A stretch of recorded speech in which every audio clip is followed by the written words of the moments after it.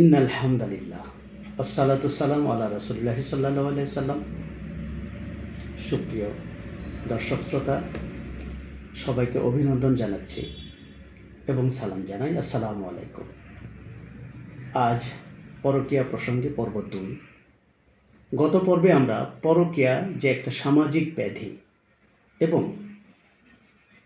যার প্রভাব মারাত্মকভাবে সমাজে বিস্তার করছে তা নিয়ে আলোচনা ছিল এবং সর্বশেষে যে ছিল পরকীয়া প্রসঙ্গে ধর্মীয় বিধিনিষেধ কী, সেটার প্রশ্ন এবং উত্তর খুঁজব আজকে আমরা।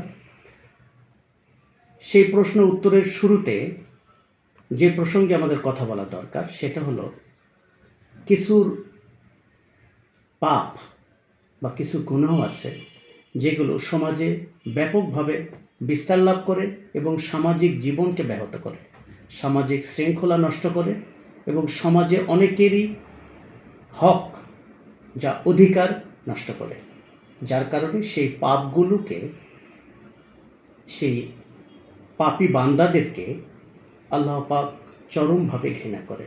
তার মধ্যে একটা হলো পরকীয়া, যার মাধ্যমে সামাজিক শৃঙ্খলা নষ্ট হয়, পরিবার, সমাজ তথা রাষ্ট্র ব্যাপকভাবে সামাজিক শৃঙ্খলা হারিয়ে ফেলে, অনেকেরই হক নষ্ট হয়। আমরা এই প্রসঙ্গে কোরআনের এক নবীর কাহিনী উল্লেখ করতে পারি, যে কাহিনী আমাদের অনেকেরই জানা, হজরত লূত আলাইহিস সালামের কাহিনী, যেখানে সমকামিতার কারণে পুরো সভ্যতাকে নষ্ট করে দেওয়া হয়েছে, পুরো সভ্যতাকে একেবারে বিনাশ করে দিয়েছেন আল্লাহ পাক, যার ইতিহাস কোরআনে সুস্পষ্ট করে বলা আছে, যার সত্য ইতিহাস। এর বড় কারণ হলো সামাজিক ব্যাধিকে নির্মূলে আল্লাহ পাক সভ্যতা ধ্বংস করে দিয়েছে। ঠিক একইভাবে সুদ, যেটা একটা সামাজিক ব্যাধি, সুদী কারবার, যার কারণে সমাজের শৃঙ্খলা নষ্ট হয়, অনেকের হক নষ্ট হয় এবং স্বাভাবিক জীবন ব্যাহত হয়। এবং সবচেয়ে বড় আরও একটা অপরাধ আছে, ফিতনা ফাসাদ। যে ফিতনা ফাসাদের অপরাধীর শাস্তি জনসম্মুখে মৃত্যুদণ্ড দেওয়ার বিধান রয়েছে।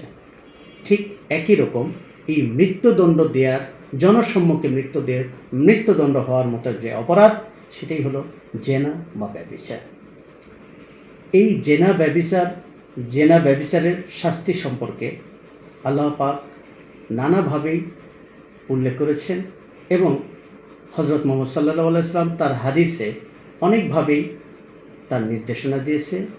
আমাদের সেই কোরআন সুন্নাহর আলোকে যদি জীবন নির্বাহ করি, তাহলে আমাদের এই পাপ থেকে বেঁচে থাকা সহজ হবে। আল্লাহ রাসূল একটা হাদিসে উল্লেখ করেছেন, লা ইয়াজদি জানি হিনা ইয়াজদি ওয়া হুয়া মুমিন। অর্থাৎ মুমিন কখনো জেনায় লিপ্ত হতে পারে না। এই হাদিসের সারমর্ম যদি আমরা ব্যাখ্যা করি, তাহলে যিনি মুমিন বা মুসলমান নিজেকে দাবি করছে, যদি তিনি জেনায় লিপ্ত হয় তাহলে তার ঈমান ছুটে চলে যাবে। জেনা করার পরে কেউ আর মুমিন দাবি করতে পারে না। যদি আল্লাহ পাক তার তওবা কবুল না করে, ততক্ষণ পর্যন্ত সে আর মুমিন হতে পারবে না।